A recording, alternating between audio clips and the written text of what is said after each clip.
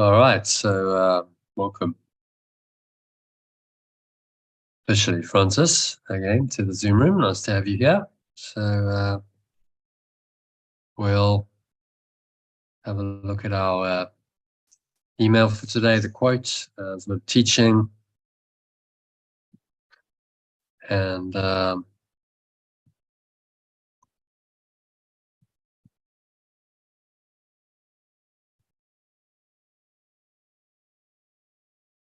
all right. So I'm going to share my screen.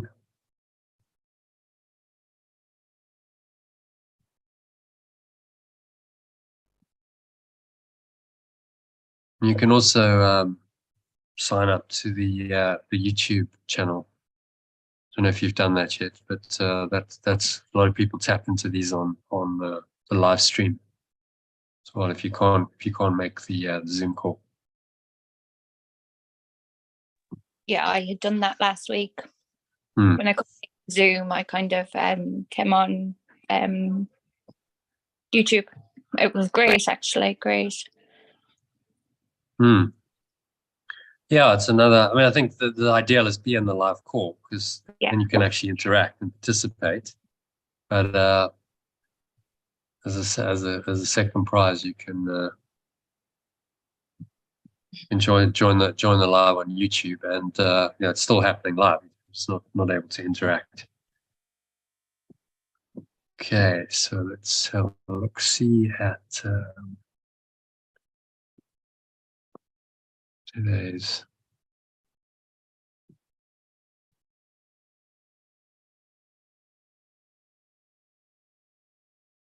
Share my screen.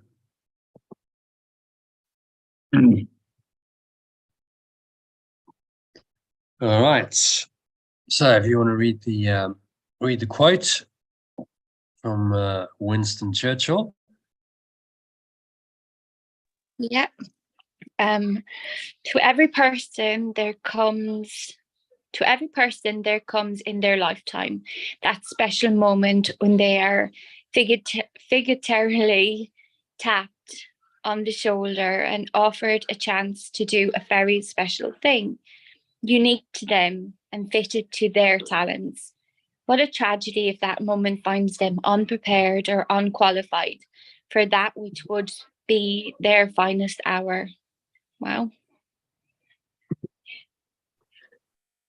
Yeah. So Churchill, who we all know that the history, famously found his destiny when he answered the call to inspire Britain to face and triumph over the Nazis. Only 80 years ago. It was 80 years ago that was all happening. 1943 was part of the. Well, I think the tide had turned. The Allies were starting to make some headway, but there's some dark times, and he stood up and he said, no, we cannot listen to this madness. We can't obey the darkness. There were, the story. There was a whole pacifist movement that was saying, no, we can't fight Hitler, so we've got to seek for terms. We've got to negotiate because there's no way we can fight him. He's too strong. And so, that would have meant Nazi rule in Britain, effectively. And he was just like, no, you can't pander to this. Evil is evil, good is good, and we must stand against this. And then inspired the whole nation to do it. So it's the one war. If you look at war, is generally just ridiculous. So people are fighting, squabbling over whatever, land, territory, resources, and so on. But World War II was a straight conflict between the light and the dark. The Nazis were undoubtedly satanic, evil, so you can't pander to that. You can't say, okay, well, we'll accept some of that, and it's going to be okay. So I think Churchill understood that. He was quite tapped in. He was quite spiritual, and he heard the call and he listened. So we're not all going to be Churchills and do something on that level, but whatever your call is, in this time, I mean, it's a time of difficult time for humanity. The last couple of years have been quite fraught. You know, the pandemic, the lockdowns, all of the controls. It's kind of now all eased off, and we've sort of forgotten about it. But yeah, we don't know what's going to unfold. Time there's certainly dark. You know, there's dark interests in this world who they don't want freedom. They don't want happiness. They want people to be free and happy and in the light. And so the call of any light worker is to be the counterforce to that, to be the agent of good in this world, to be the miracle worker. So the truth is all darkness and suffering, and the suffering it causes is really the call to awaken to the light of pure formless awareness that lies dormant within us. Most people, they're not aware of it.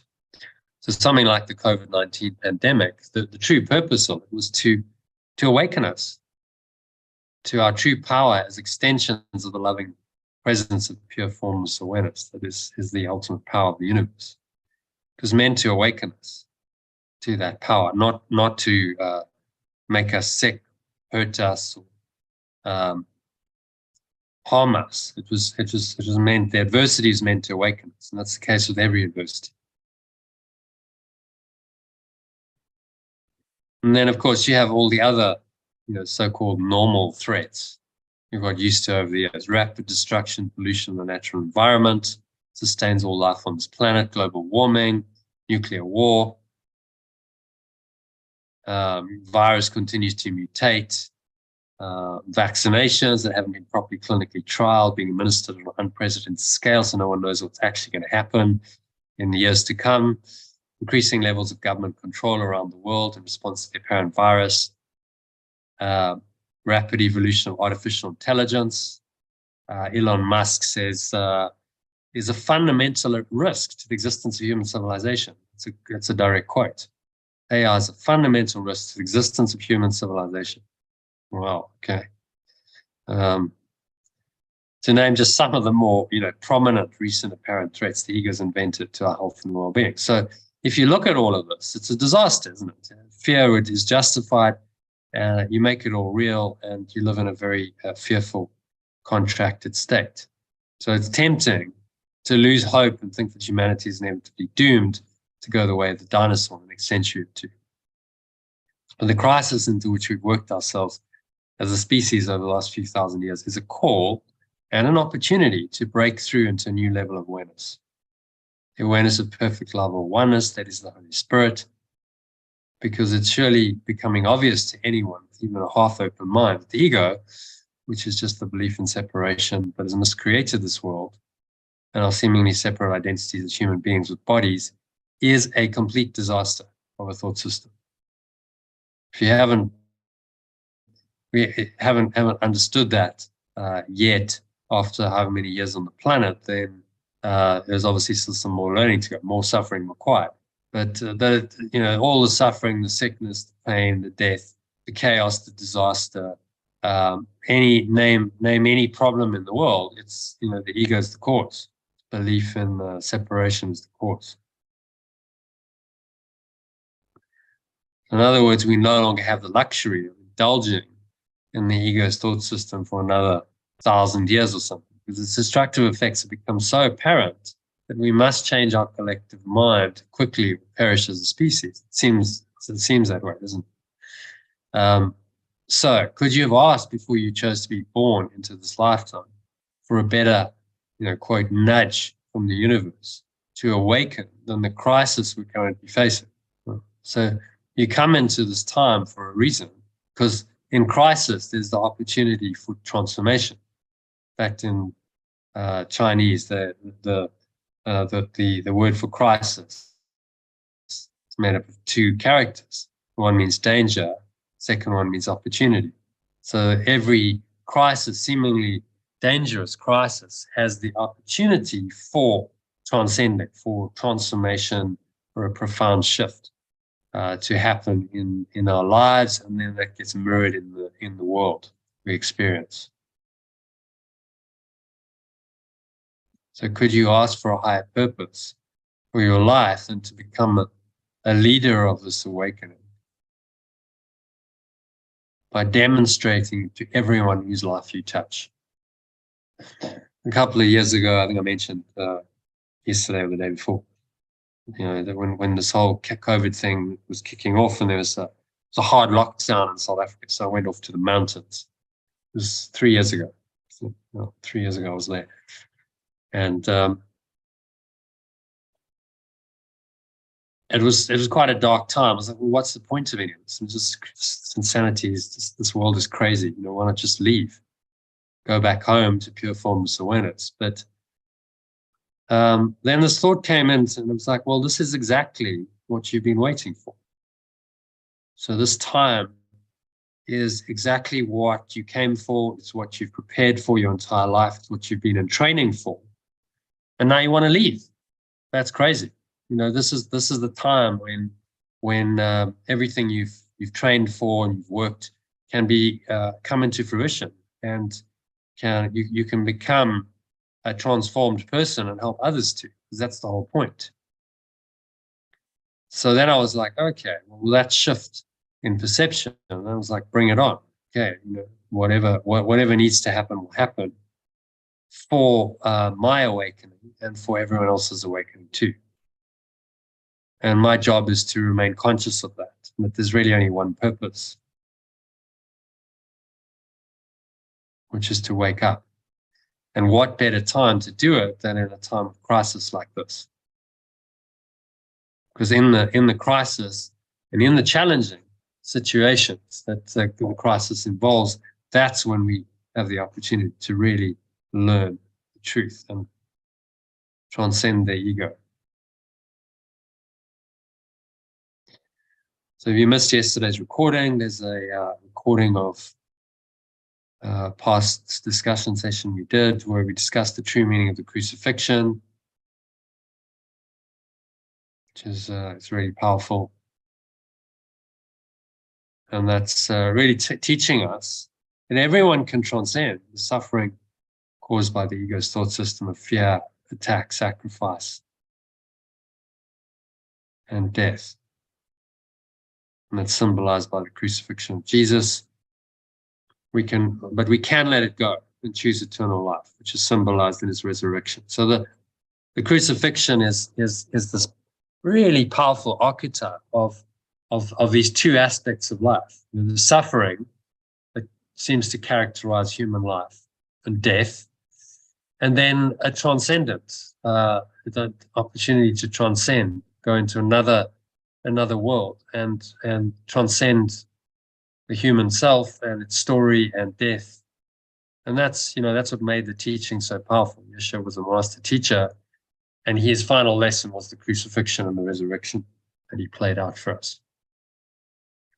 So yeah, listen to it if you want to go deep into that. We did, it was 3 paragraphs of the message of the crucifixion the other day, and then we were already 2.5 hours into it. We just ran out of time. So this is a way of catching up with that. Listen to the discussion or watch it on video. You should find it an inspiring session that helps you to answer the call of the Spirit at this juncture in humanities and your own spiritual evolution. Tap into your true purpose as the light or true awareness of this world. And that's why you're here. And whenever you feel inspired by the Holy Spirit to do anything, then you're part of this program, this at-one-ment process. It's using you to orchestrate this whole process. And you play your part in it perfectly if you listen to the guidance. And that's when synchronicities and miracles start to happen. You go, oh wow, that worked so well. That's amazing.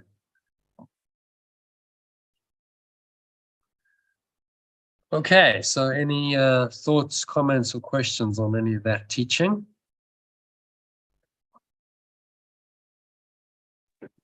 No,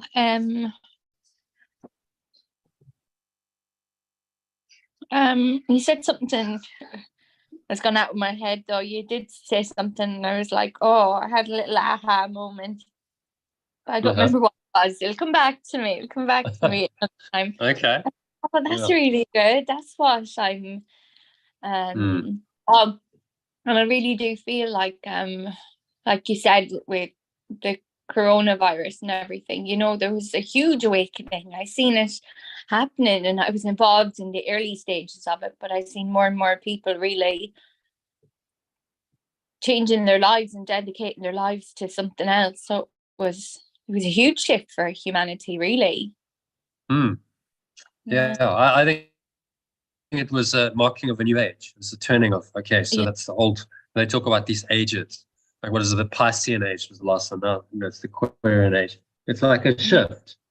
And you feel that there's an energetic shift. And, that's all positive. It's actually, it's moved many people in the right direction and opened them up to these kinds of spiritual teachings, because it was so obvious how broken the system is and how dysfunctional it is. That you think that there's some kind of sanity there, and then you recognize that there's not. There's no sanity at all. It's all madness. So I think for a lot of people, it helped them see that, and then let go on another level of their attachment to this world and the systems that run it, and recognize that the simple truth that none of those are true.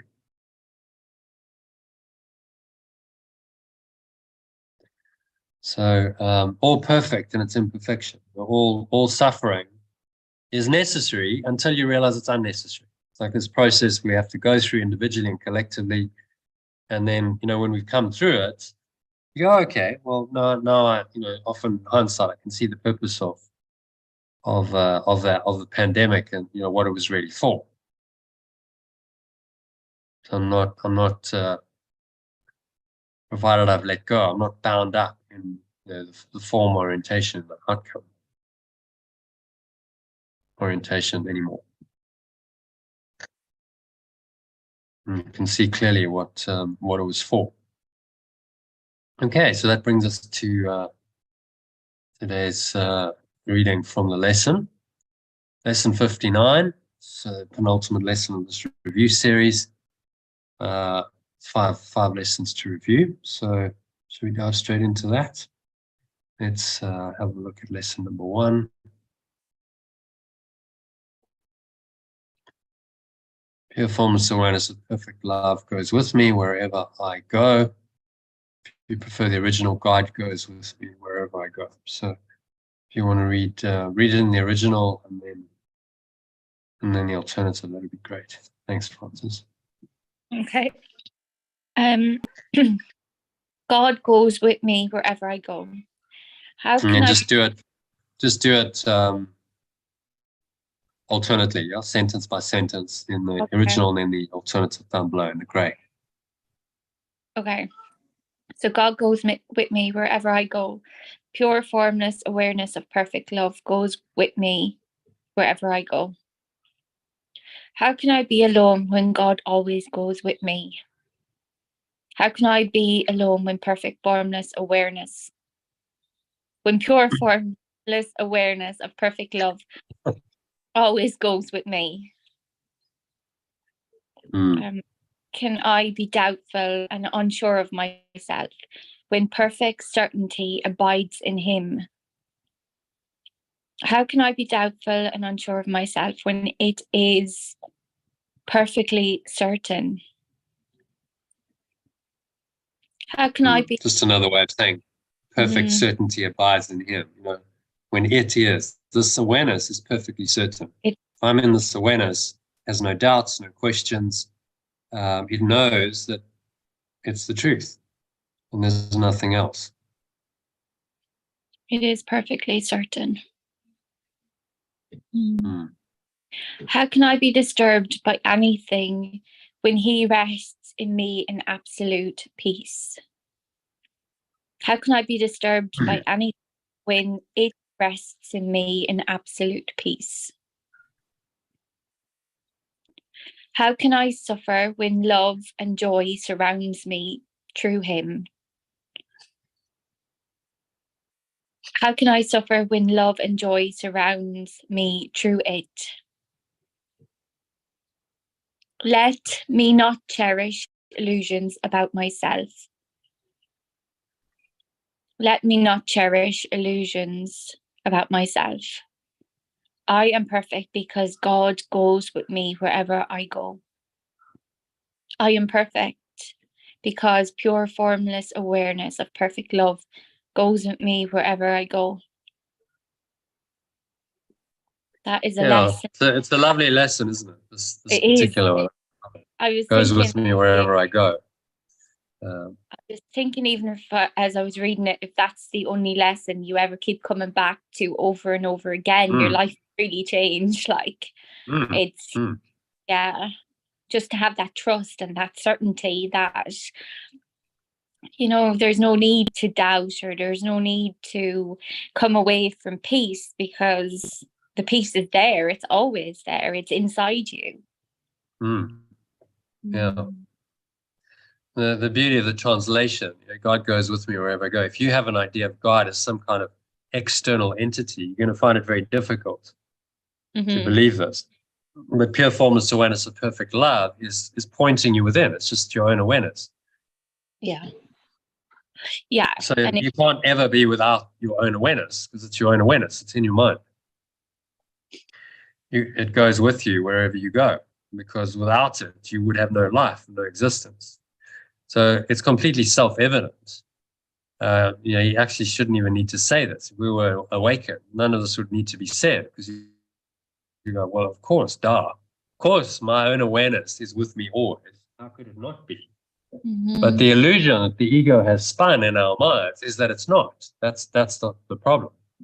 It's told us that it doesn't always go with you, that awareness is now not there, and you have this other crazy, insane awareness going on that's pretending to masquerading as your identity.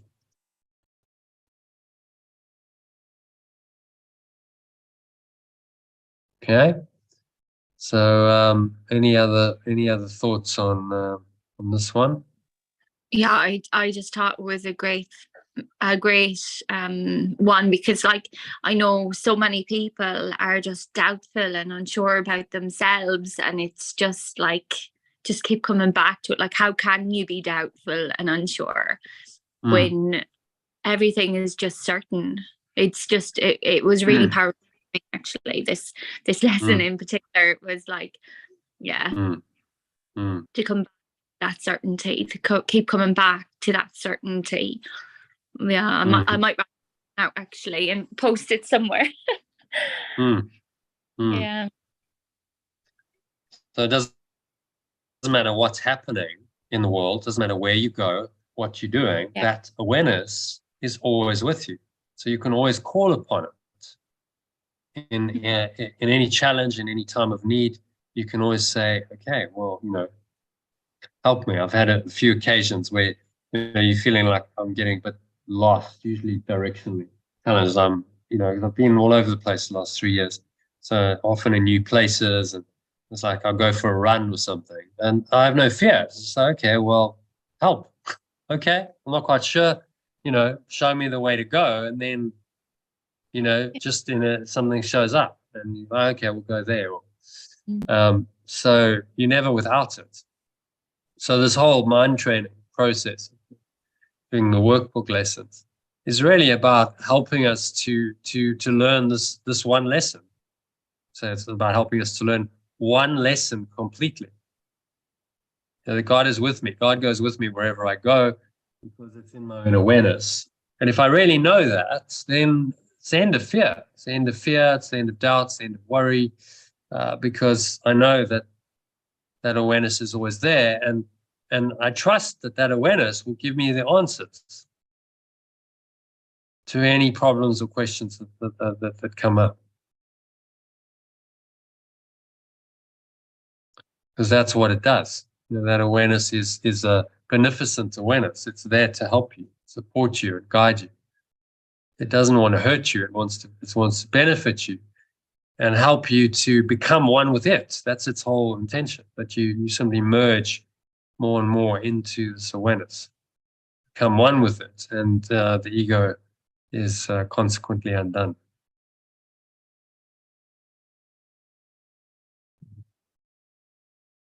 Okay, so happy with lesson 41. Should we move on to number 42? You can read that. God is my strength. Again, original, and then the alternative.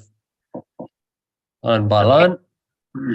God is my strength. Vision is his gift. Pure formless awareness of perfect love is my strength. Vision is its gift. Let me not look to my own eyes to see today. Let me not look to my own eyes to see today. Okay. Okay, that's the same. Let me be willing to exchange my pitiful illusions of seeing, receiving, for the vision that is given by God. Let me be willing to exchange my pitiful illusions of seeing for the vision that is given by pure formless awareness of perfect love.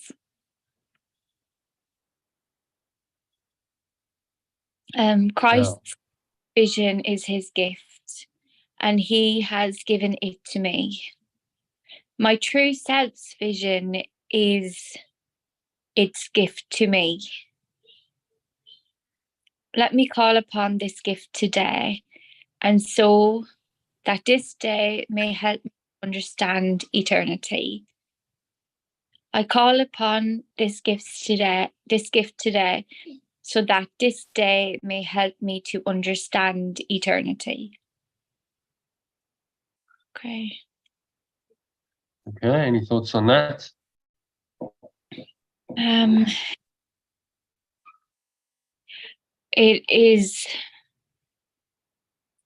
It makes me feel like,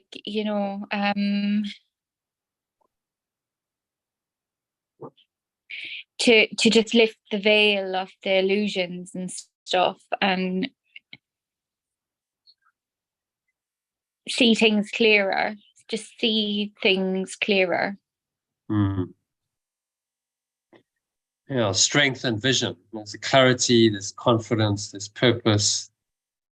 If you're in this state of mind, how can you be worried? How can you be doubtful? So these lessons are designed to counter the darkness and the doubt and the despair of the ego's thought system.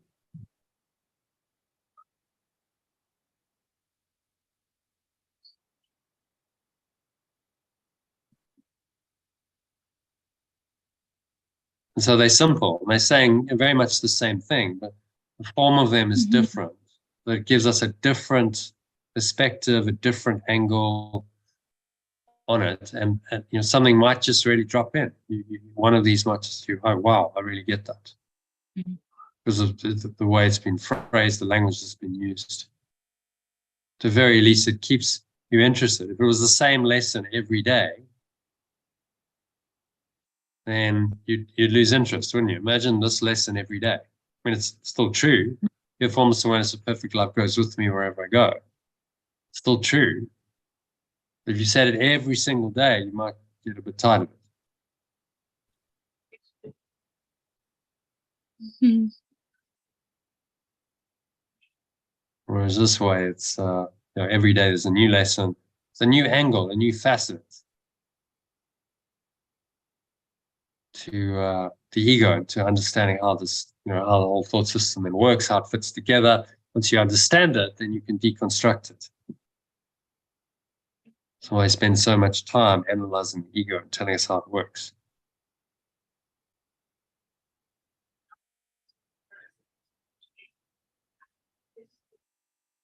Okay, so any other thoughts, comments, questions on number 42?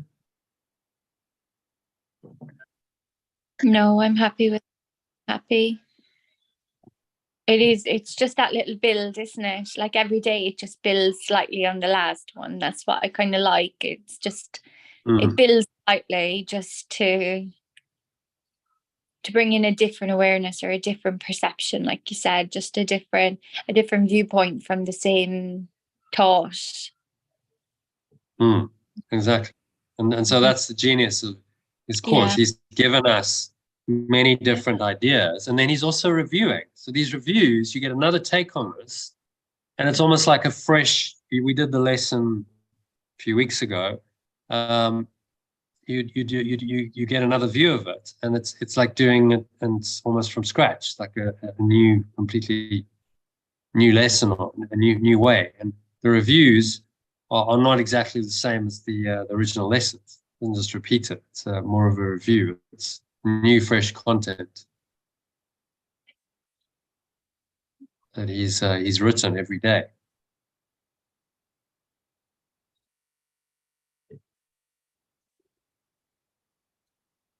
So yeah, it's a really good methodology, powerful methodology, which is designed to awaken us. And I think this is part of the trust. It said, if you trust me, then I can show you the way. So we have to say, look, he's the master teacher. He's done this. He's designed this course from his, knowledge to help me to awaken. So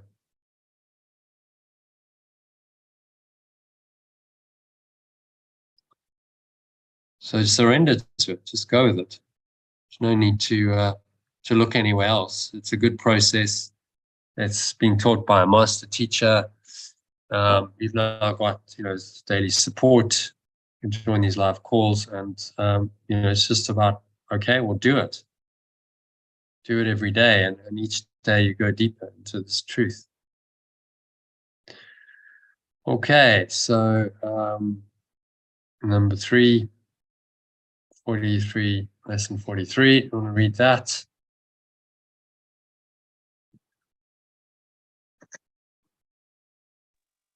God is my source. I cannot see apart from him. Pure formless awareness of perfect love is my source. I cannot perceive apart from it. I can see what God wants me to see.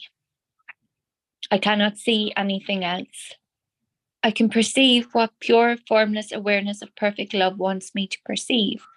I cannot perceive anything else. Beyond his will lies only illusions. Beyond perfect love's awareness lies only illusions. It is so God's will, Steve. Translate God's will as awareness, perfect love's awareness. Okay. It is these I choose when I think I can see apart from him. It is these I choose when I think I can see apart from him. Okay. It is these I choose when I think I can perceive apart from it. It is these I choose when I try to see through the body's eyes. It is these I choose when I think I can perceive. No, that's wrong. It is these I choose when I try to see through the body's eyes. Yet the vision of Christ has been given. Yet the vision of Christ has been given me to replace them. It is through this vision that I choose to see.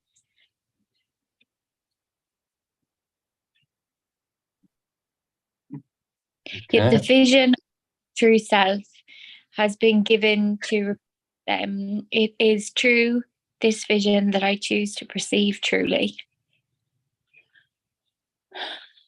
So a good paragraph just to summarize,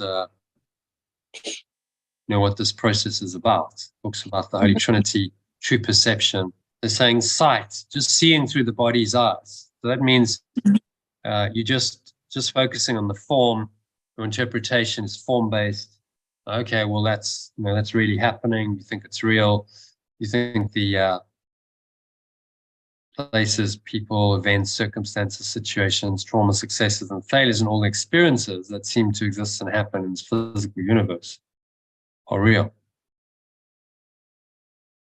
So that's not vision. That's seeing through the body's eyes. That's making your sense perceptions real. But more insidiously, it's making your whole thought system of separation. If what I'm seeing is true, there really are people and places and circumstances and events happening in this world, then I can't escape them, and I must be bound by them.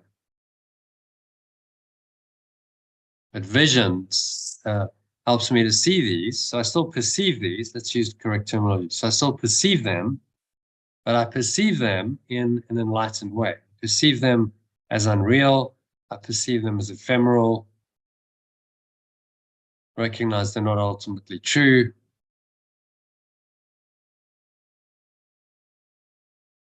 And so now I'm able to take this high-level awareness, pure formless awareness of perfect love, step it down through the mechanism of the Christ or my true self, stay rooted in that Christ or true self, even while I'm in the world. So be in the world, but not of them.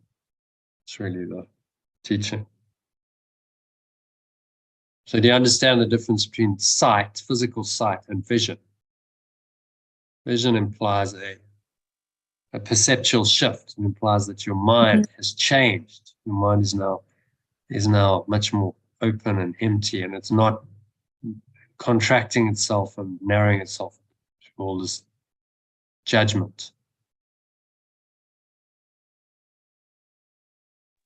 Yeah, I understand that actually. Yeah, I can see that now. Just when you said that line, I can see that the difference between seeing and visioning is wider. It's possibility. It's a reinterpretation.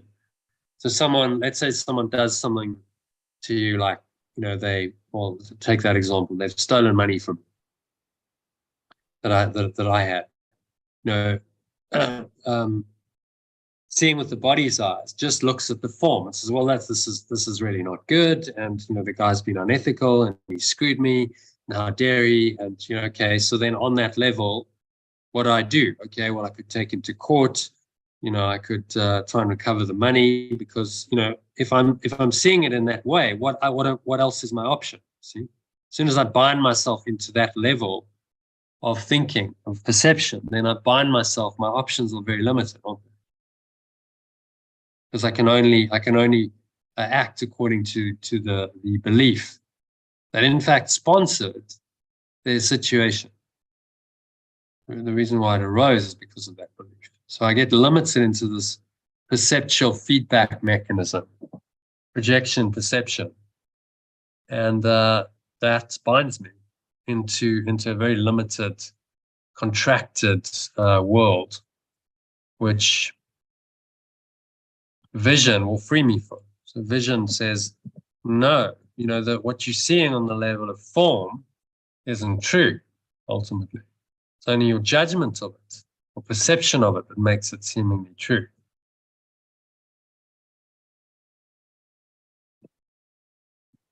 So what was I going to show you? Hero's journey. Oh no, into a model.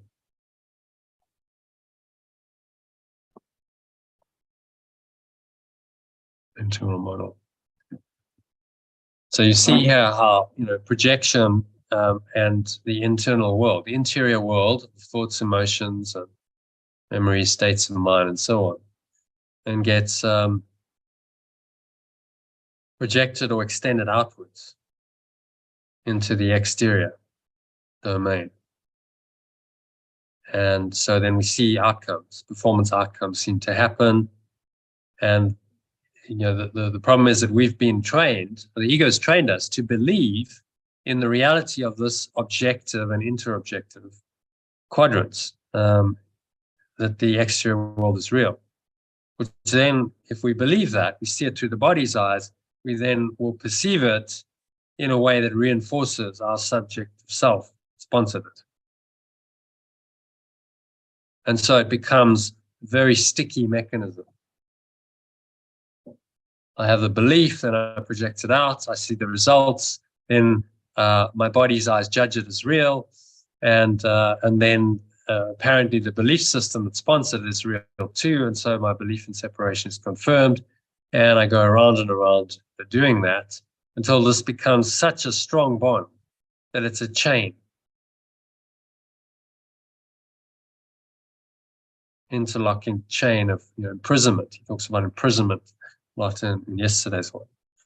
So I imprison myself through this misperception, body's eyes, perceiving this as real, tangible, real, capable of real effects, is seeing through the body's eyes. And he's saying, I don't do that. See from this interior subjective state, which knows that none of this is really true.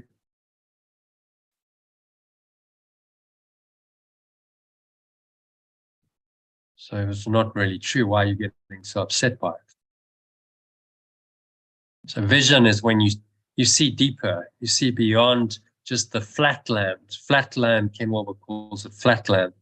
Just perceiving the objective, the exterior quadrants, and you say, well, that's all there is, that's all that's real, and only what we can see, feel, measure, touch, taste, and perceive is real. And vision just reinterprets that and says, no, actually, this is a product. It's an effect of my mind. So if I'm seeing something, it's an effect of my mind.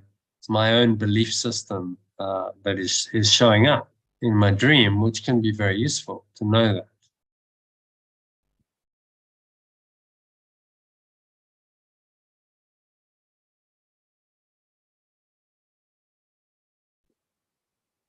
Okay. So any thoughts on that? And then if you want to look at from another perspective, this is the levels of mind diagram. So we project out from the level of the split. If we desire to be a separate self, we project out these beliefs into the external world. They come back to us as seemingly external circumstances and events and so on. And then we perceive it as real. So if we're perceiving with the body's eyes, we perceive all of this as real.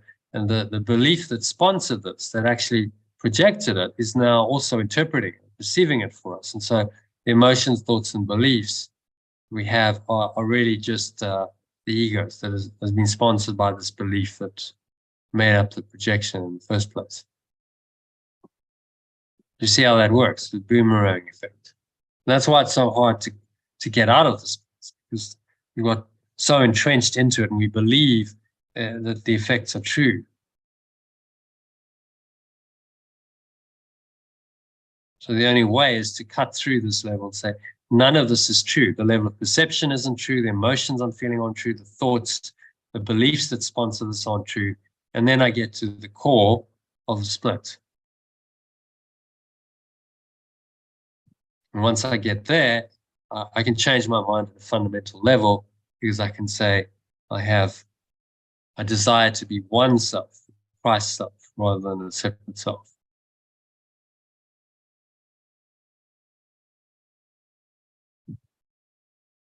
So that makes sense in terms of the levels of mind. Yeah, it does, yeah. Mm-hmm. So this is kind of what he's touching on in all these lessons. It's quite a deep psychological theory. It goes quite deep. When he talks about vision and seeing with the body's eyes, he's actually talking about all of this. It's embedded in them.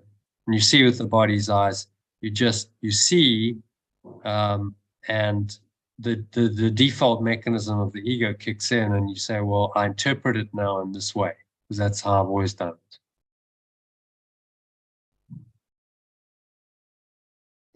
And he's saying we must interrupt the pattern of that normal seeing or perception if you're going to free your mind. If you keep doing this, just reinforcing this this pattern, then you remain enslaved. Your mind remains in chains. You're in bondage.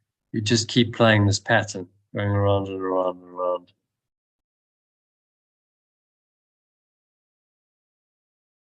Okay, so happy with that. Let's dive into happy with number 2, 42.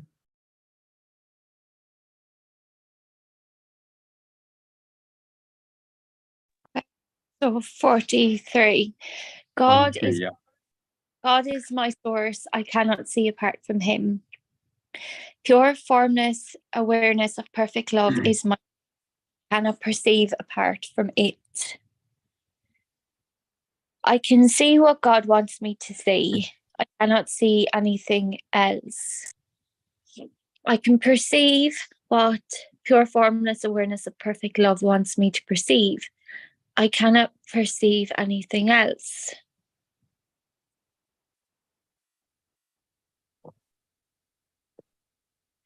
Quite a Beyond his statement, really, isn't it?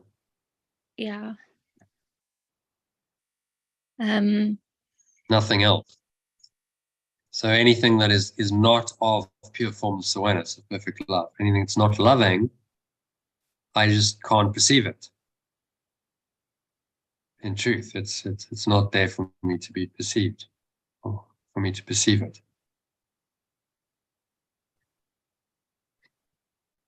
So there bang goes, so all of the illusions of the ego. Simply don't perceive them, so they're not real.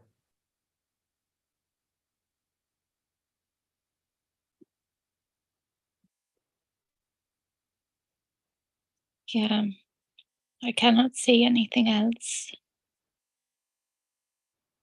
Beyond his will is only illusions.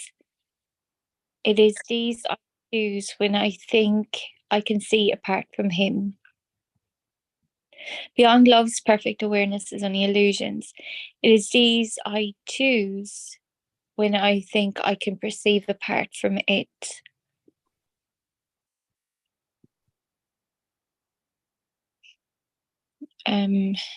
It is these I choose when I try to see through the body's eyes. It is these I choose when I try to see through the body's eyes. Yet the vision of Christ has been given me to replace them. It is through this vision that I choose to say. Yet the vision of my true self has been given to me to replace them. It is through this vision that I choose to perceive truly. Yeah. So this is really where the rubber meets the road. Yeah. In this course, it's your perception. Because he understands this is the interface. And you perceive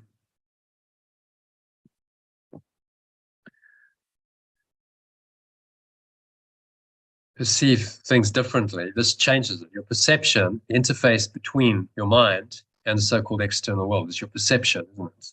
So that where that happens in the domain of perception, when you change your perception, you have the opportunity to change your mind. The emotions and the thoughts and the beliefs that underlie the perception must change if you change your perception. They don't remain the same.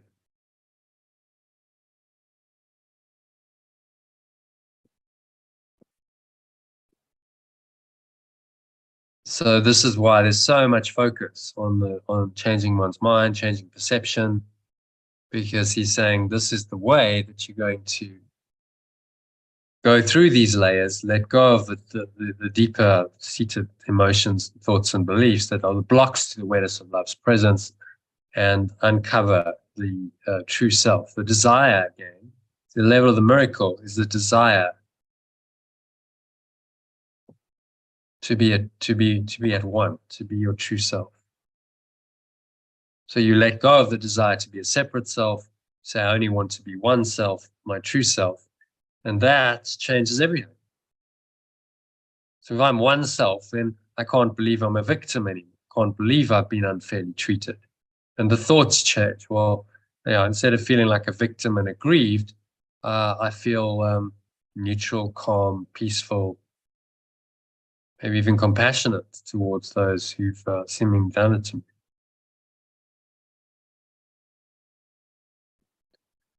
Okay.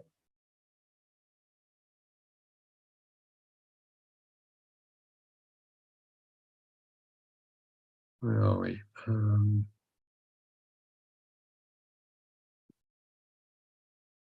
This one, sorry, I've just lost it. There we go.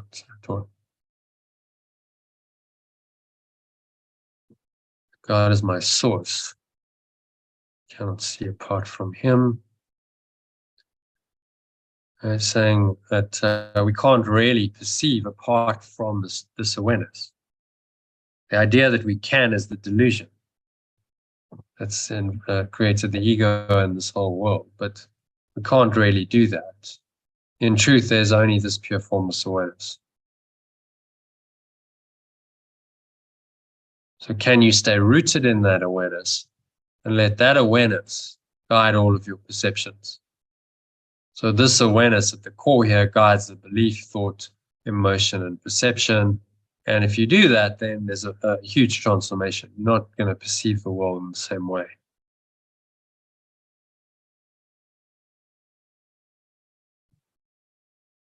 Okay? Does that make sense? Yeah, it's starting to come together. I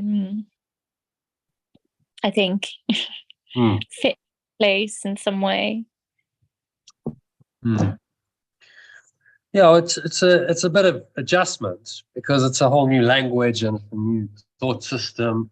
What he's saying makes complete sense. Well, yeah, okay, I must change my perception. How am I going to change my mind about myself? Well, I start with my perception, don't I? Where else am I going to start? So he knows that. So you're all very well saying, okay, well, just change your beliefs. You change your beliefs by changing your perceptions. Because in order to change perception, you must change belief. And perception is the domain that we all have access to, because we're all perceiving all the time, making choices about what we perceive, how we interpret things.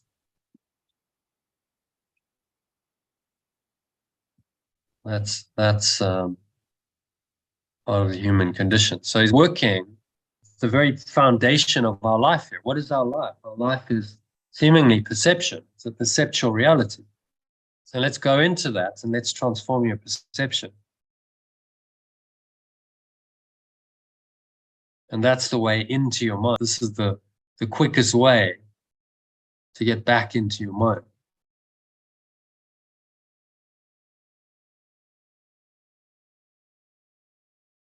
All right, so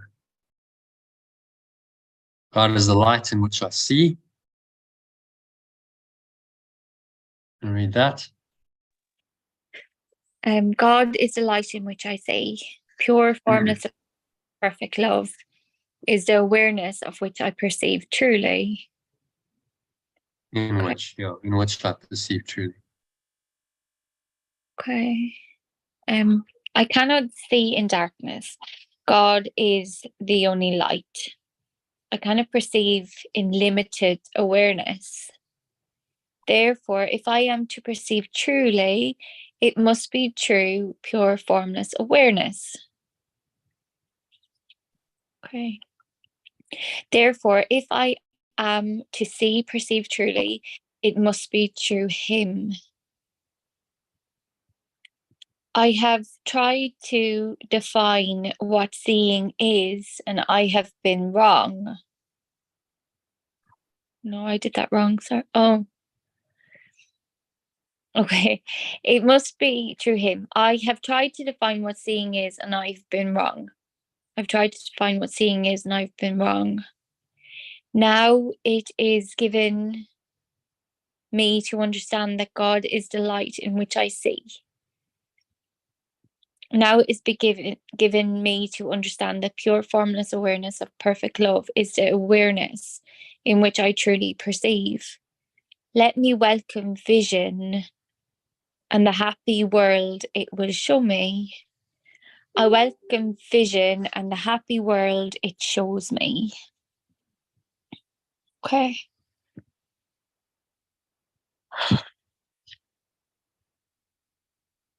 Yeah. So vision is just the world reinterpreted. Yeah. Yeah. The world reinterpreted from the perspective of oneness. And then whatever seems to be happening here takes on a whole different perspective. If there's apparent pain and suffering, then the reinterpretation would say, well, this is showing you the ego's thought system, and it's helping you to let it go. That's the reinterpretation. So that's not anything to be sad about or upset about. It's good. It's part of the process of letting go and awakening. So that's how it reinterprets negative things. And then on the positive side, it interprets everything that comes that's truly positive, that's life-giving as a sign, a symbol in the dream of this miraculous presence of perfect love that you're tapping into more and more. So you can't really lose in that thought system.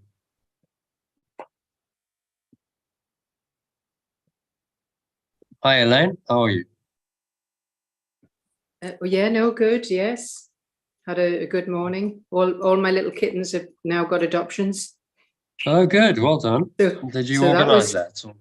Yes, miracle. Okay. What a miracle! Yeah, eh? well done. Well done. Yeah, so all good. Did you manage to stay calm through all of that? I did actually, and I didn't get attached to any of them. I mean, I spent lots of the whole night cuddling them, and then I just said goodbye and good luck, and that was it. And I didn't get all attached and no. Yeah, good. So, yeah, I'm getting there. So you see the essence in them. So we had this conversation, I think, at the beginning of the course, didn't we? Yes. You see the essence, the life essence is there. You can appreciate it. You can really acknowledge it and appreciate it in the moment. Yeah. But there's no clinging to it. So when they go, they go. You know, the kitten is just a form. So that life essence hasn't really gone anywhere. It's still there. They're still alive on their journeys, but it's in everywhere. It's in you. It's in your plants. It's in your dogs. It's in your husband. It's it's the same essence. Yeah, it's the attachment. You can't really be sad then because it's everywhere all the time. No, I'm in a good feeling, in a good place. Good space. Yeah. So it's a shame we couldn't have that sort of, like you say, with our husbands and our family. We need to just have that essence also, and then when they say goodbye, then it's goodbye. We need to work in progress. There's no attachment to form. See, the attachment to form is the problem. If they just essence and your essence, essence doesn't die. Why would you be sad? The form doesn't matter. Only the essence matters. So you're still connected to them in essence, even though the form is not there. So you're not really separate. Definitely, yeah. Yeah, no, I'm seeing it now. It's getting there. It's getting there slowly. So good lesson that with the kittens. Yeah, it's all lessons. You start to see that it's all part of Elaine's curriculum of awakening. All these circumstances.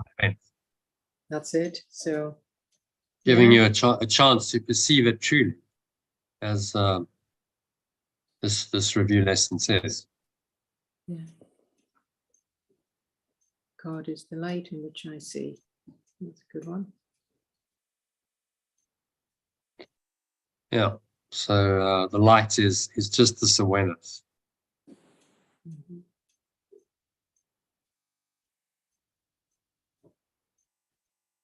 Okay. So maybe for Elaine's benefit, Francis, if you can summarize number 44, what's it saying briefly? And then Elaine, if you can read number 45, and then we'll meditate. Yes. Yeah. Just saying that that our awareness is limited. Really, what we can see is limited, and if we see really with pure formless awareness's eyes, which is vision, it can show us a lot of light, really.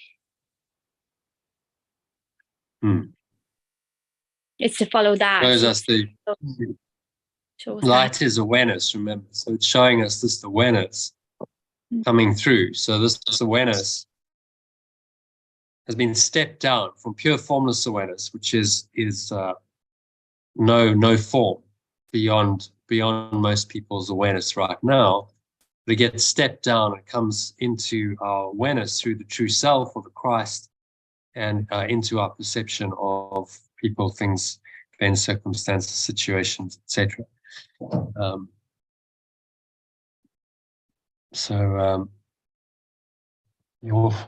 Okay. Safe travels.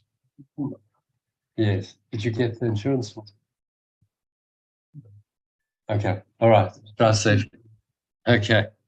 Yeah, I'm just doing a house sit. So. Yeah. So that awareness is light. That's why we translate it as awareness. It's just our true awareness that's always there, that is unchangeable. Unshakable, unchangeable awareness. That's the light. And then that awareness comes into everything you perceive. It has to, because it's actually foundational awareness.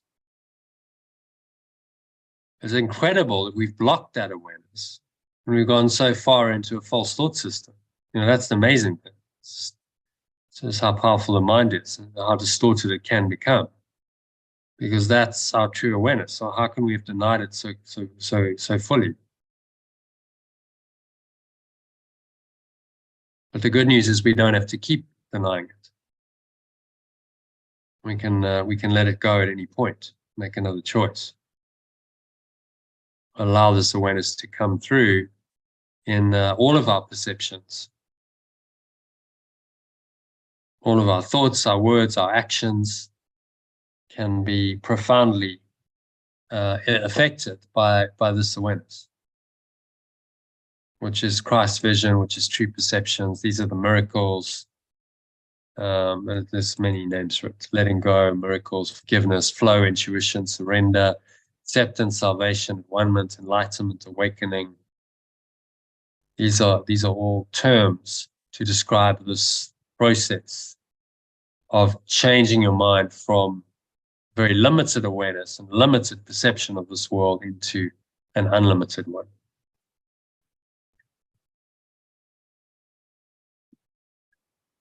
Okay, so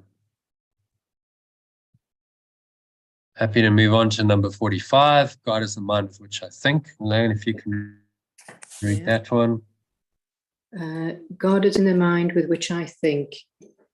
I have no thoughts I do not share with God. I have no thoughts apart from him, because I have no mind apart from his. As part of his mind, my thoughts are his, and his thoughts are mine. And the alternative: pure formless awareness, perfect love, is the awareness with which I think. I have no thoughts I do not share with pure formless awareness of perfect love. I have no thoughts apart from it, because I have no awareness apart from its. As part of its awareness, my thoughts are its, and its thoughts are mine.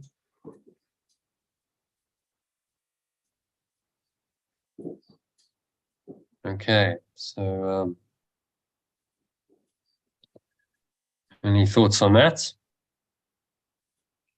Well, I have no thoughts that I can't share with the pure formless awareness. And I have no awareness without it. We're just all one. My thoughts. Yeah, it's a singular awareness. It's such a simple teaching, isn't it? It's a single awareness. There's one awareness. That's what you call the source. You are part of it. You are it. That awareness is your awareness, and everything happens in that awareness. So there's no other awareness, and there's no other thoughts that can come from anything else. The ego's mind, ego's awareness, whatever you want to call it, is just a delusion,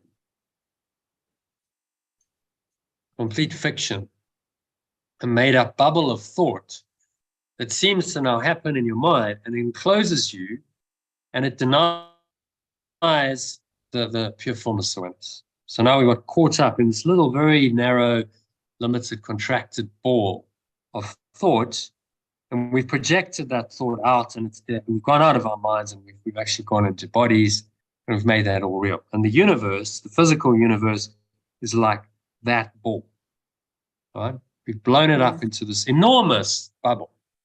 It's vast. The cosmos is billions of light years across. It's enormous, but the principle remains that it's just a bubble of thought. That's all. And quantum physicists have seen this. When you perceive a star that's billions of light years away, the star changes when you perceive it. So the question is that star really there, or is it just in your perception? It only exists in this dream world. See? So there's actually nothing really there. This is what this teaching is telling us. The vast illusion all seems to be real, but there's nothing really there. You're just dreaming it. You're dreaming it all up, perceiving it as real, and this projection perception mechanism becomes your reality. You call that human life. It's all mind-boggling. But while we're in this illusion, we may as well have a happy illusion. Yeah, absolutely. There's no other point. So the happy dream, you're saying you can only have the happy dream when you remain in your true awareness. You cannot have happiness and peace and joy when you're in a false awareness. It's not possible. So you must restore your mind into your true awareness in all circumstances, no matter what seems to happen. You may remain rooted in this true awareness. And then that awareness is foundational. That guides your thoughts and your words and your actions. So everything comes from that awareness. That's the source. Just what he's saying. My thoughts come from this awareness. I am part of this awareness. In truth, I am this awareness. There's no separation between me and this awareness. It's one awareness. Yeah. So all of my thoughts must come from this awareness, and actions and behavior, all inspired by this deeper awareness. Yeah, because I've got an example at the moment. There's we've still got our place in England, and somehow or another, we always said we're not going to have young men in their 20s because we've had disaster after disaster. So anyway, there was a nice couple came through the COVID. He's a pilot at Jet 2, very respectable, with his lovely partner, lovely lady. Anyway, I can't believe what's happened. She's left him. He's in his 20s. The place is going into wreck and ruin, and there's no answer to any of his calls or anything. He's in a dark space. Sounds like he's in a very, very dark space, and he's in his 20s. Can't believe it. I said, never ever again a man in his 20s, and that's how it's ended. So the ego is starting to attack, and then I thought, no, this time, no, he has got a call for love. That's what's happening here. So it's got to be addressed in a completely different way. Because my husband's saying, that's it, we're going to go and get the estate agent, we'll do this. And I thought, no, let's just wait and see if we can do this from another angle. So I guess this is where the course is helping me. Exactly.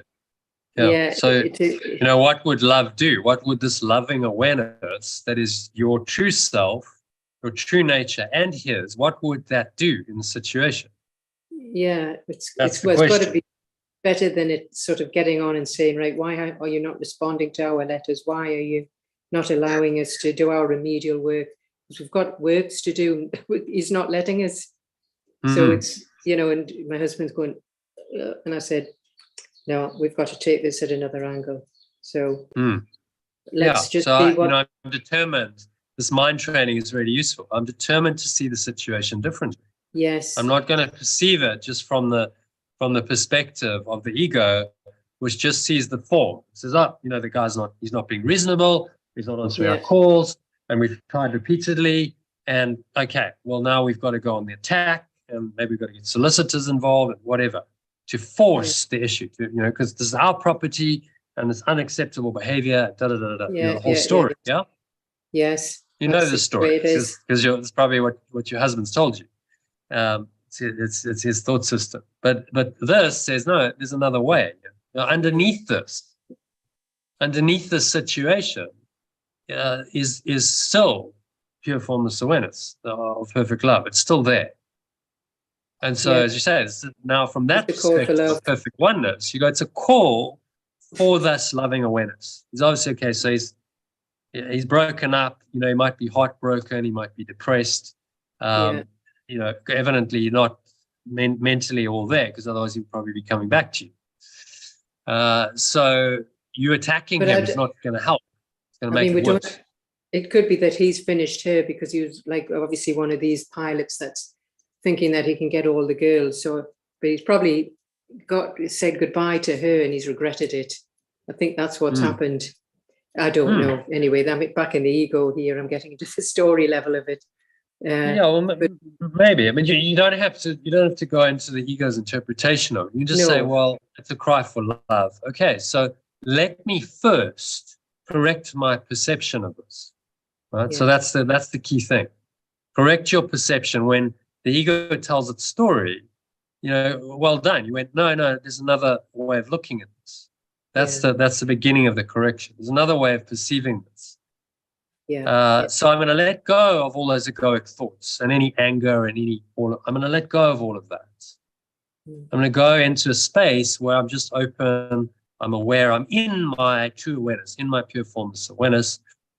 And if I can go there and I stay there for a while, I will get the guidance. Yeah. Because this is a double-edged, the arrow goes two ways. So you've got a, say minor trauma, your life is a challenge with this guy, and you own a property and he's not, so there's that on your timeline. So now you have the opportunity. Yeah, because he's actually, when I was talking to him a few weeks ago, he was on a defense mode. He was very much trying to get like you said, the deposit. He said, I hope you've got that with an agency. Well, we didn't get a chance to with COVID, and my husband was not well. So I said, well, I'm not sure about that. I said, don't worry. I said, you will get your deposit back. He said, if you aren't with an agency, I am taking you to court. And I thought, I said, it doesn't have to be like that. It doesn't have to be court cases. So you can see he's on the defense at the moment. He's very defensive.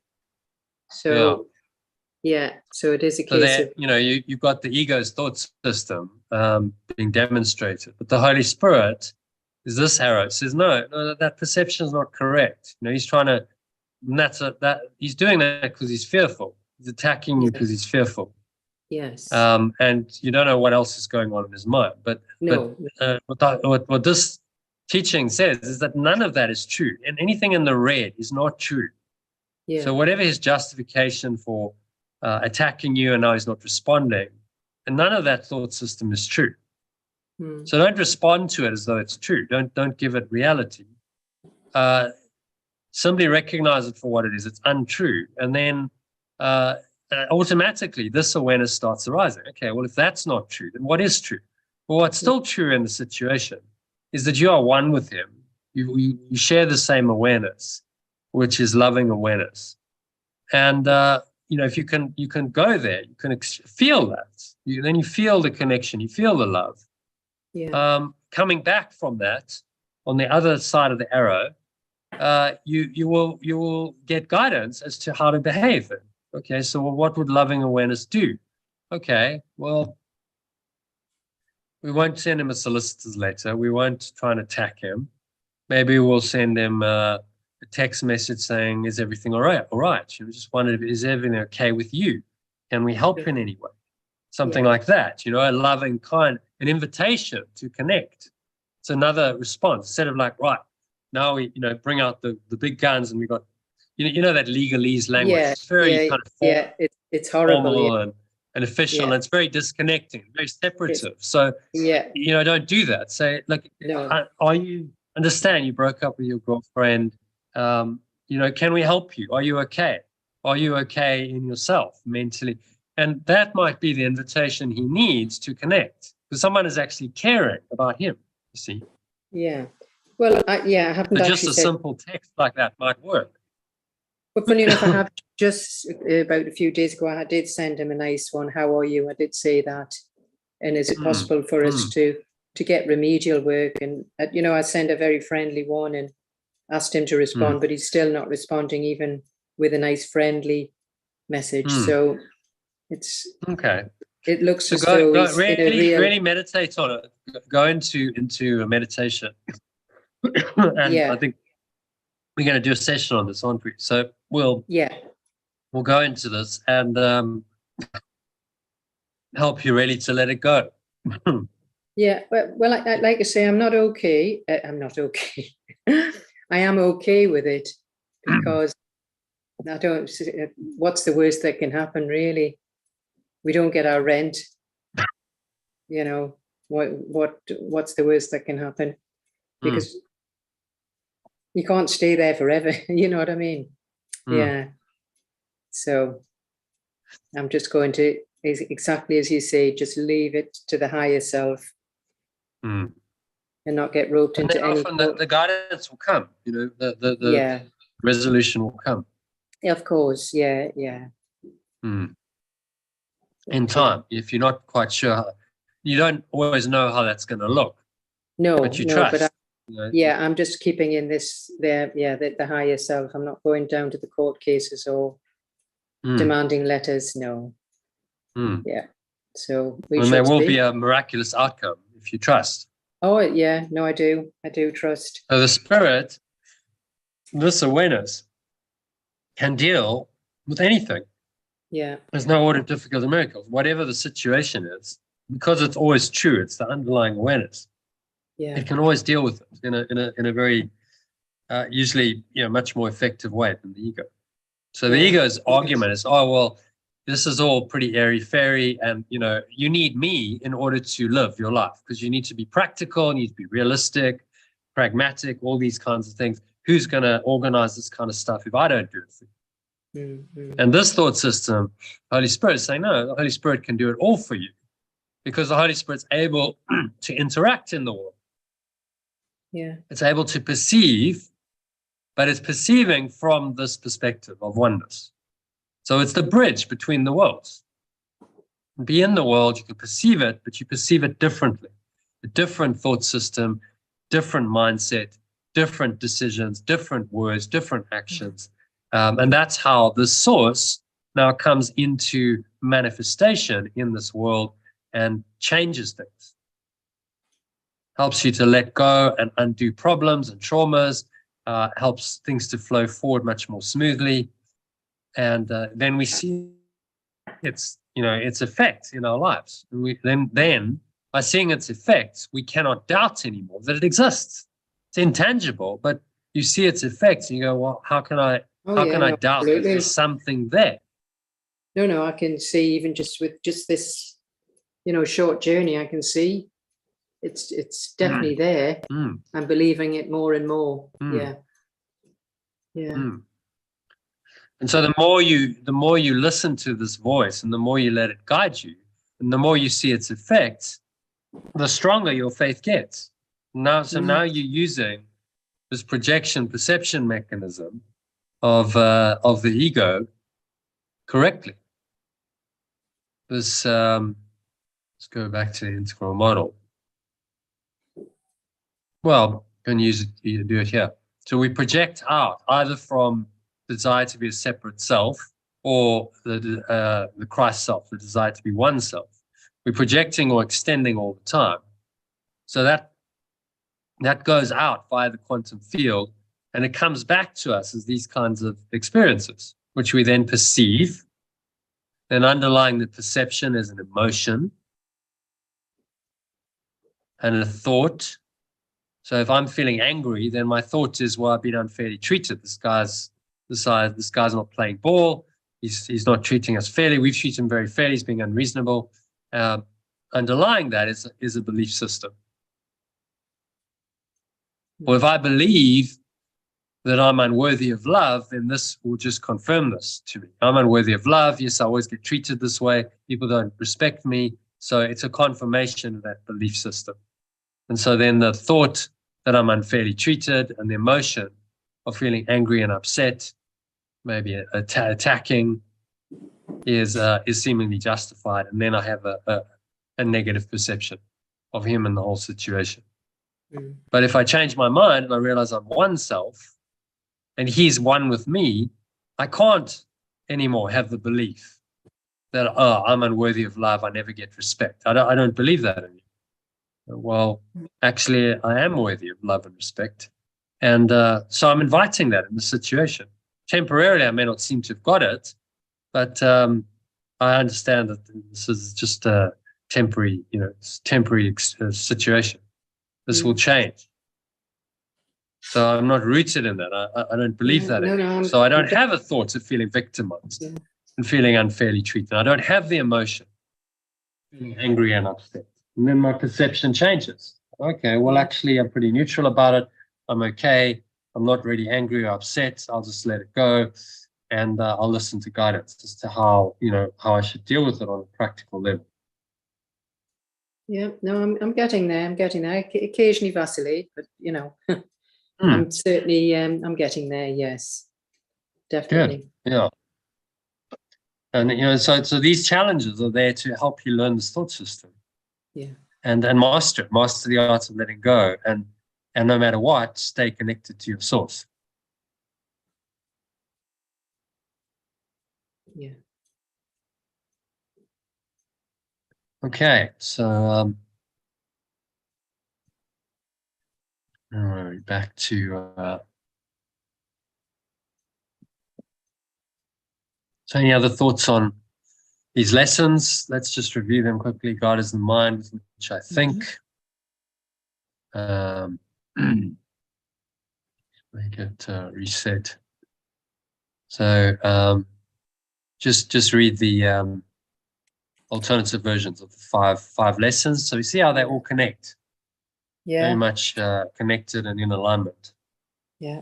Okay. So pure formless awareness of perfect love goes with me wherever I go. How can I be alone? No, not the whole thing. Just the key ideas. Just the actual, yeah. Yeah, just the key ideas. So number 42. Yeah. 42. Pure formless awareness of perfect love is my strength. Vision is its gift. So very connected to the first one. Goes with me wherever I go.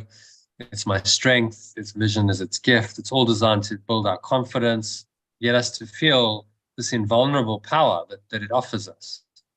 It's always there, and we don't need to fear and be ever worried because it's always there. And then pure formless awareness of perfect love is my source. I cannot perceive apart from it. Like we were saying before. And pure formless awareness of perfect love is the awareness in which I perceive truly.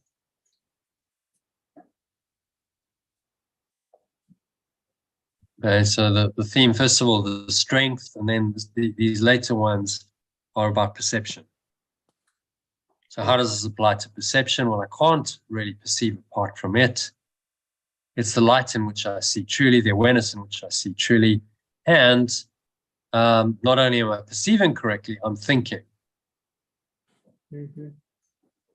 with God's mind. Yeah. And 5, pure formless awareness of perfect love is the awareness with which I think.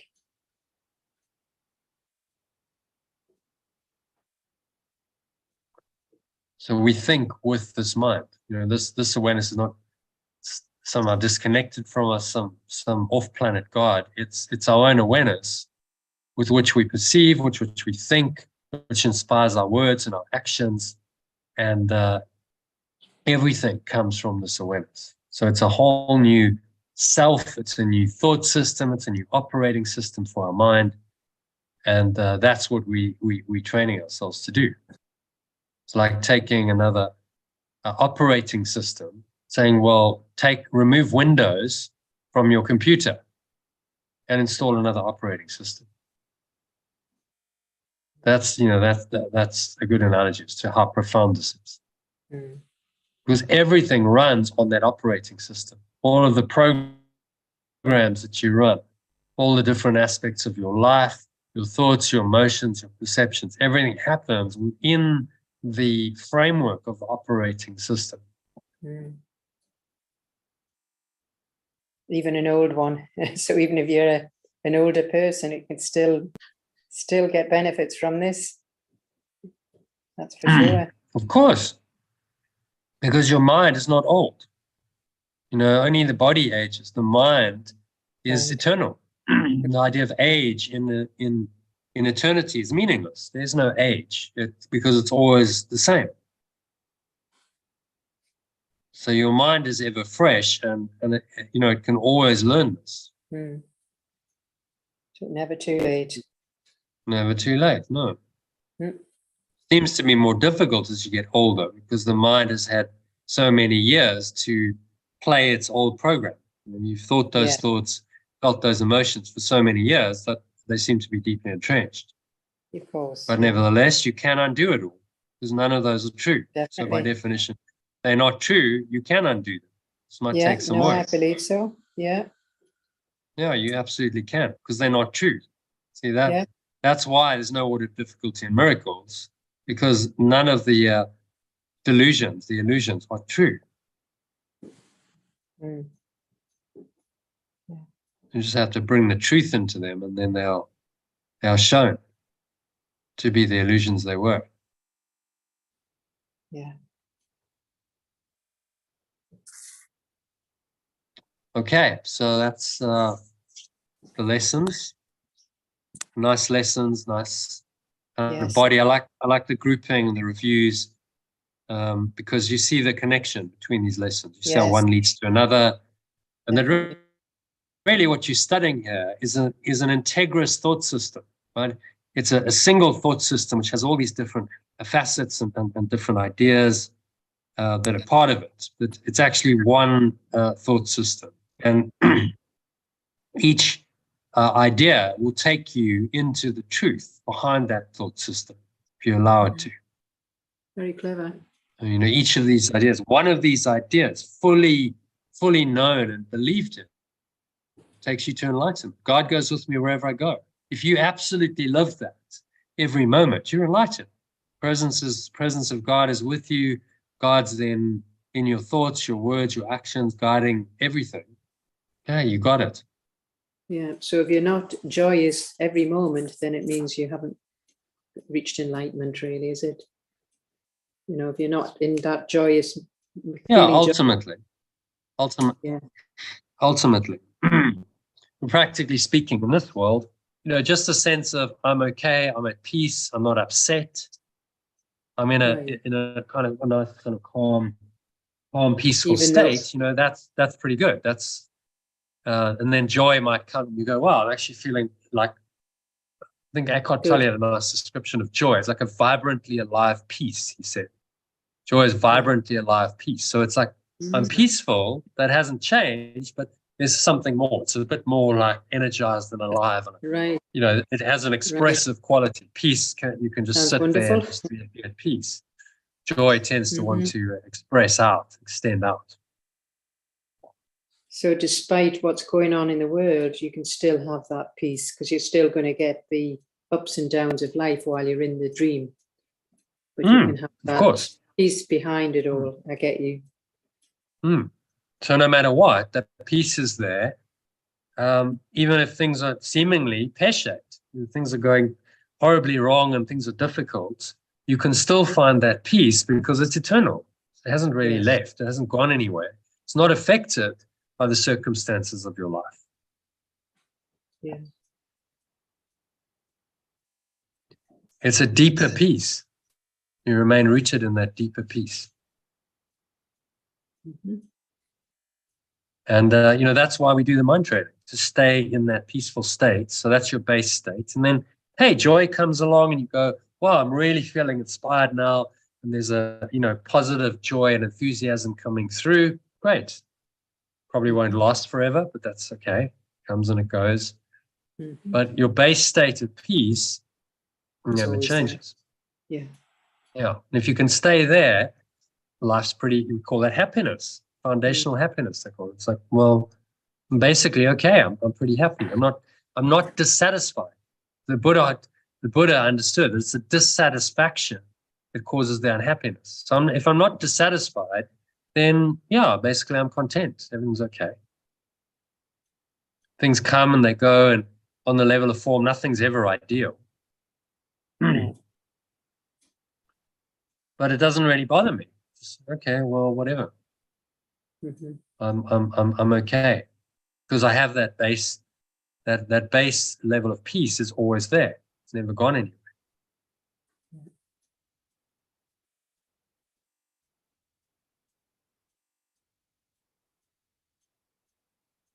And so that's why we do the mind training over and over. Each lesson is another opportunity to connect with that base state, to experience it, to let go of some more of the ego, of any blocks to that awareness. And you just keep journeying, more and more into the peace until that peace does become unshakable. Okay, well, that peace is actually always there, no matter what seems to happen. And I can always rely on that peace. It's my refuge. In any time of difficulty, of crisis, my refuge lies in that peace because I can always find it. And from that peace, I can get guidance. It'll actually give me helpful guidance as to how to deal with any situation.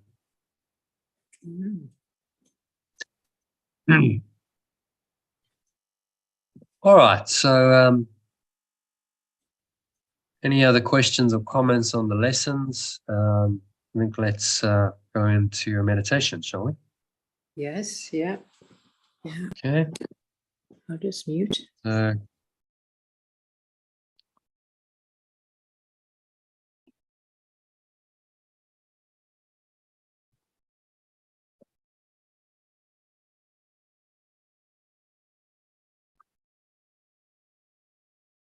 All right, so just making yourself comfortable. Sitting your feet shoulder width apart, back straight. Cup your hands in your lap, close your eyes. And start off by taking a nice deep breath in through the nose. So you're breathing in, noticing how the stomach rises and the chest rises. And the subtle flow of air in through the nostrils. Just pausing at the top of the inhale. Clench the sphincter muscle. It's a muscle used to contract the flow of urine. Squeeze the last drops out. Just lock the energy in as you do that. The root lock in yoga. Feel this warm wave of energy rising up the spine into your heart center. Put one hand in your heart, connecting with your heart space, and draw the energy all the way up the spine into the crown of your head, just pausing at the top of the inhale. So it's a maximal inhale breath. Pulling the energy all the way into the crown of your head. Pause at the top of the inhale. And just scan your mind. So noticing any thoughts going on, any emotions, any related body sensations. Maybe you bring to mind a particular situation. You mentioned you have a situation around your rent going on, anything else coming up. Breathe into that, so maximal inhale breath. This allows spacious awareness, invite spacious awareness to come in to the situation, into the problem. The maximum inhale breath, breathing in. Allow the spacious awareness in. And just apply one of today's workbook lessons. So God goes with me wherever I go. Say that to yourself. Or pure formless awareness of perfect love goes with me wherever I go. It has to be the case because it's my own awareness. It can never be separate from my own awareness. And so because this is with me, you can let go of any doubts, any lack of certainty. This just says, how can I be alone when pure formless awareness of perfect love always goes with me? How can I be doubtful and unsure of myself when it is perfectly certain? How can I be disturbed by anything when it rests in me in absolute peace?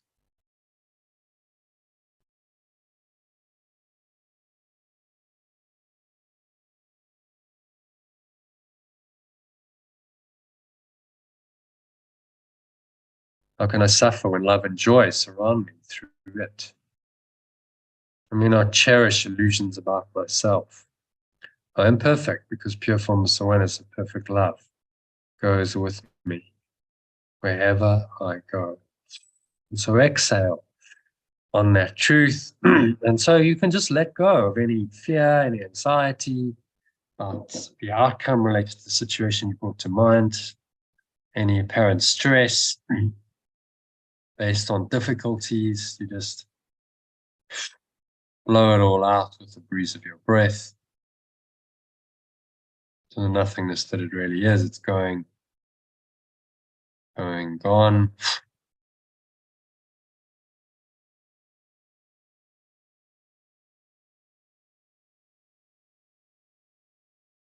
Push all the air out, lock your stomach in. Pull the stomach into the spine. Rest here in this peace that surpasses all understanding for a few moments. Appreciate the essence of this awareness, pure formless awareness that arises in the gaps between breaths.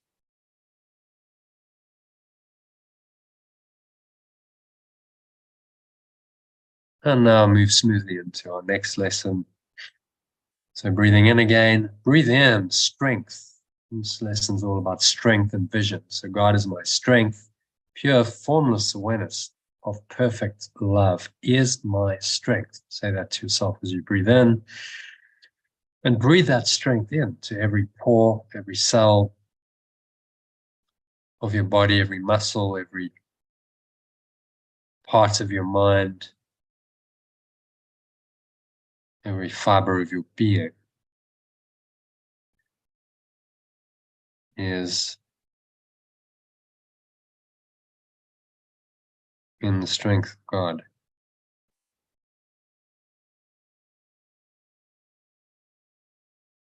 There's nowhere else to go, nothing else to do. Just claim this strength and this vision. Say, God is my strength. Pure formless awareness of perfect love is my strength. Vision is its gift. Breathe that all in to every pore, every cell, every muscle of your body, every part of your mind, every fiber of your being. If you visualize, you can visualize a beautiful golden or white light infusing into every pore, every cell, every muscle of your body, every part of your mind. So say to yourself after me, let me not look to my own eyes to see today. So when I look to my own eyes, I will not see.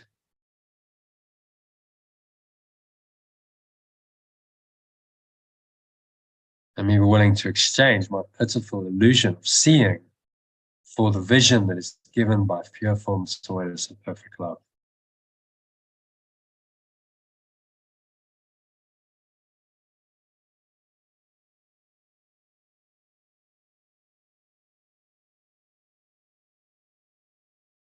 My true self's vision is its gift to me. Call upon this gift today, so this day may help me to understand eternity. So exhale, letting go, just releasing any resistance to this eternal awareness. It's just an awareness, simple, perfect, whole, and complete.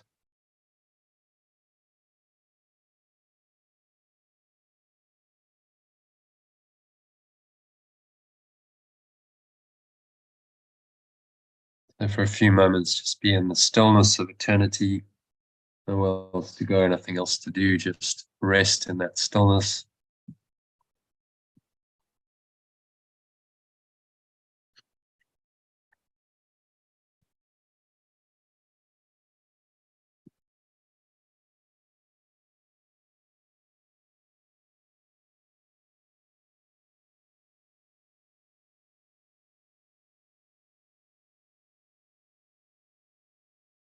Now breathe in again and say, God is my source.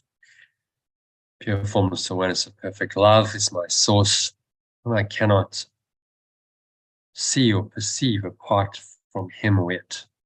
Pure formless awareness of perfect love is my source. You claim that. And so I cannot perceive apart from it. Never be apart from it.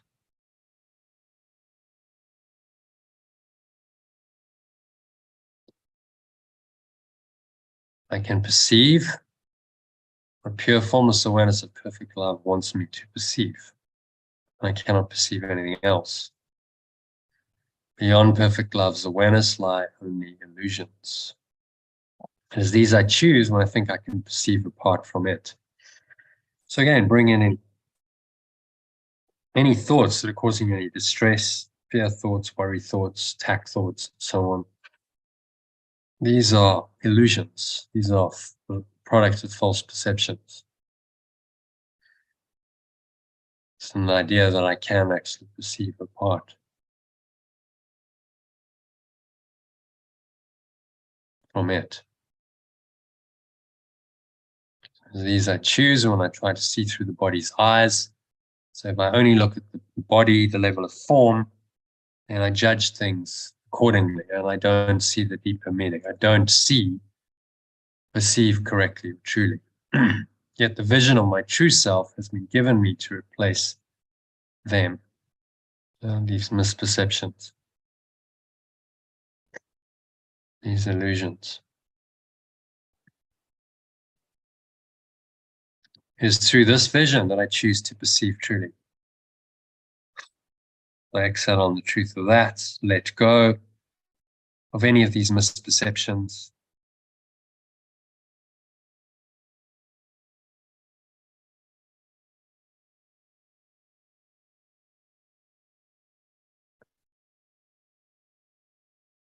I feel the power of this choice. You choose to perceive from pure formless awareness of perfect love. You choose vision. You choose to be guided. You choose to be at peace. Realize that fear and anger, conflict, attack thoughts do not help you, that it serve you in any way, shape, or form, and you're ready to relinquish them. Now, so there is something not possible after this.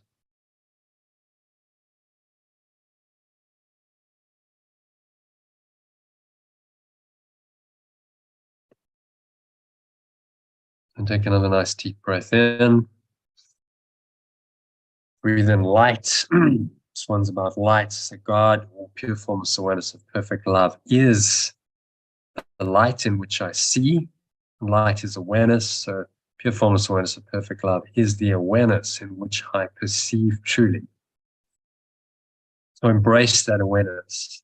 You can visualize light if that's helpful. Golden or white light flowing in with the breath into every pore, every cell, every muscle of your body, every part of your mind, every fiber of your being. As in this light, in this loving awareness.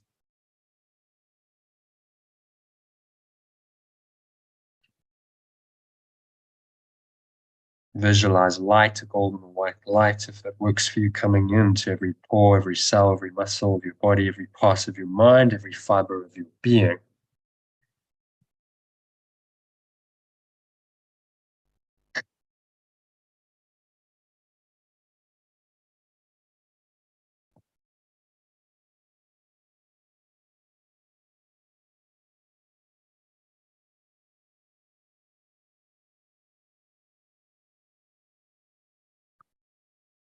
And you embrace this loving awareness, feel it, connect with it.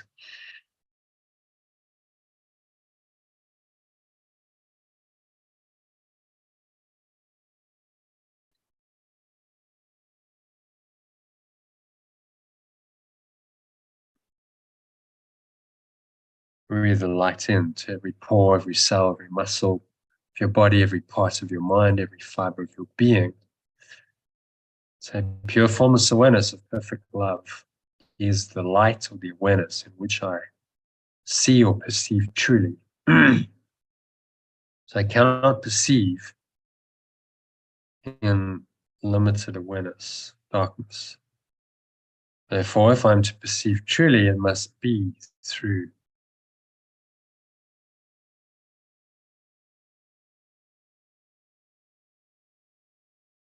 God or pure formless awareness.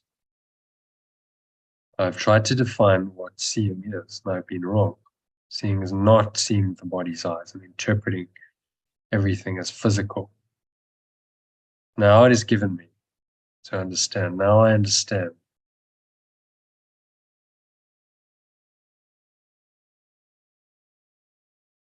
And pure formless awareness of perfect love is the awareness in which I perceive truly. So I breathe that in, allow that awareness in, immersed in it.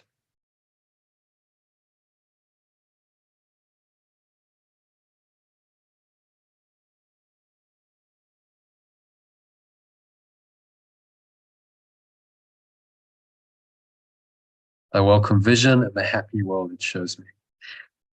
Breathe that in. So from this awareness, you can only see happiness, peace, love, joy. So you just let go of all of your misperceptions to the contrary. So exhale, do that again. Imagine you blowing them away like dark clouds or black smoke. It's going. Pull the lower stomach into the spine, expel the last remaining air out.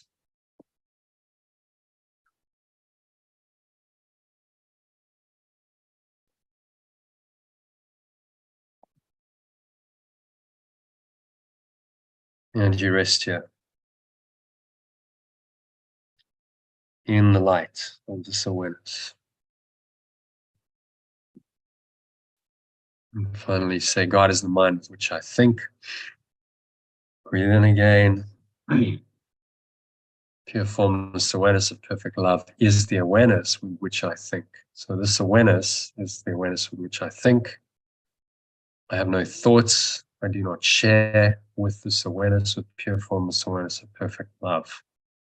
I have no thoughts apart from it because I have no awareness apart from it. It is my awareness. If I cannot think apart from it because all thought comes from my awareness. I think, therefore I have awareness. Or I think, therefore I am. I think, therefore I must have fundamental awareness. It's a restatement of René Descartes' famous philosophical statement, I think, therefore I am. I think, therefore I must have fundamental awareness, pure formless awareness of perfect love, the very base, the foundation. Otherwise, thought would not be possible.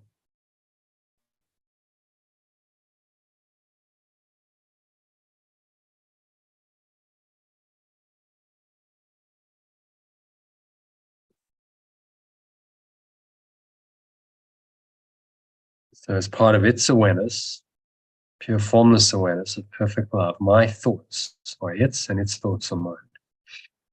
Breathe in on the truth of that. So right now, it is thinking through you in your mind, as your mind. There is no individual awareness, no separated mind, no separate consciousness to think and speak and act and perceive.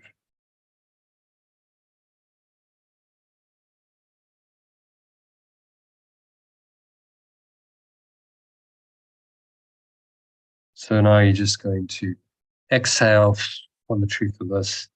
Let go of all other awareness, any illusions, any dark thoughts, blow them away like black smoke or dark cloud out of your mouth. Going, gone, just leaving you. Going into the nothingness that they really are. Pull the lower stomach into the spine, expel the last remaining air out. And just rest here.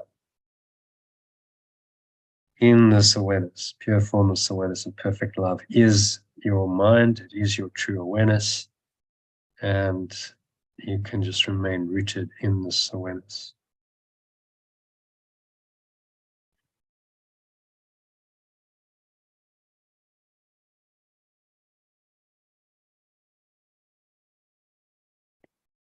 In the stillness of this awareness, you remain.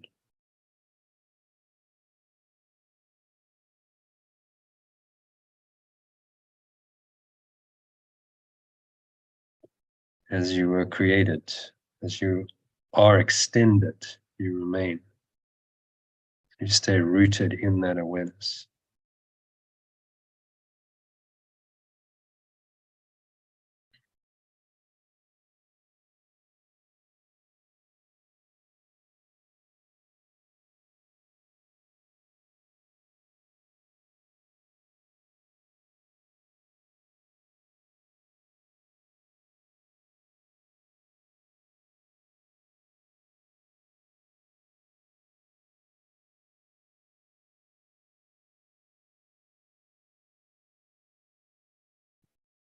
Sink into this awareness. Let your mind go there. Follow your breath. So just watch the breath breathing in and out through your nose.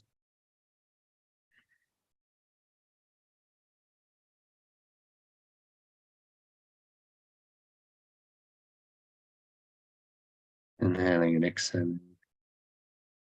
Observing the breath flowing into the nostrils. And then as you exhale out of the nostrils, you just watch the breath. There's no attempt to force it, control it, manipulate it. It's just happening to you, through you, and for you. Without conscious effort, stressing, straining, striving.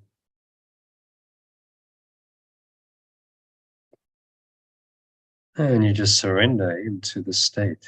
Allow the state of pure formless awareness to arise, to be very quiet, calm, nothing to think about. There's nowhere else to go.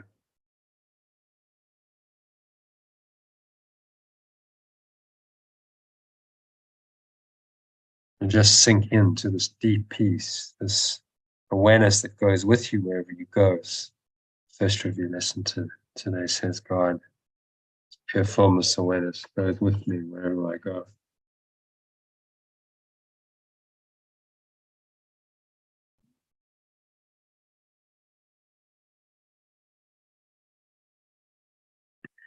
Sink into it, into the silence, stillness for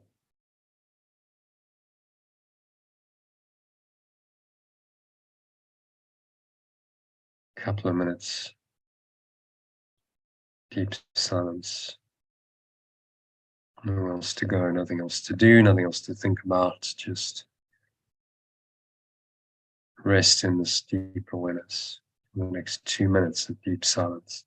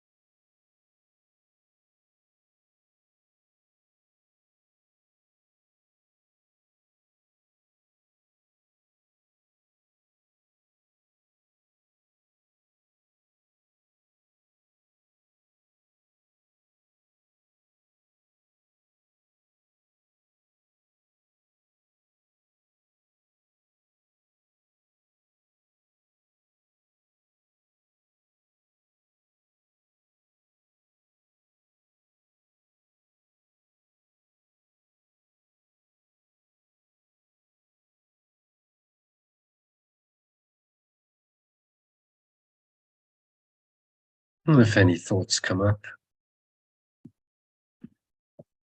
seemingly disturb you, this deep awareness, just observe them casually. Remind yourself that pure formless awareness of perfect love is the mind or the awareness with which I think. So I can only think thoughts that are loving, kind, gentle, generous, grateful. Any other kinds of thoughts are not possible. Part of the impossible awareness of the ego. So exhale and just blow those out. The breeze of your breath to the nothingness they really are. Dark clouds, black smoke, visualizing them leaving you, going, gone. Pull the lower stomach into the spine. Expel the last remaining air out. And just rest in this deep peace and stillness for a few moments. Sink into this pure formless awareness of perfect love. Allow that to be your only experience. Nothing else to do, nowhere else to go, nothing else to think about. Surrender to this awareness, your true awareness, for the next couple of minutes. Deep silence.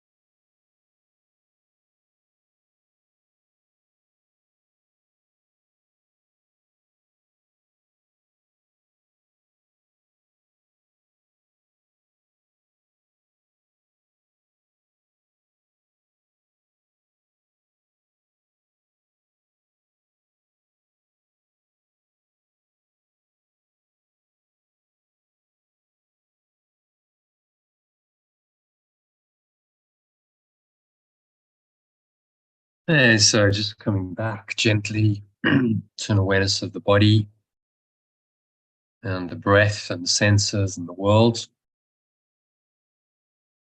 And on the count of 3, open your eyes. So 1, just breathing in. Noticing how the stomach rises and the chest rises and the subtle flow of air in through the nostrils. Clenching the sphincter muscle, lock the energy in again. Notice all those sensations. Scan your mind.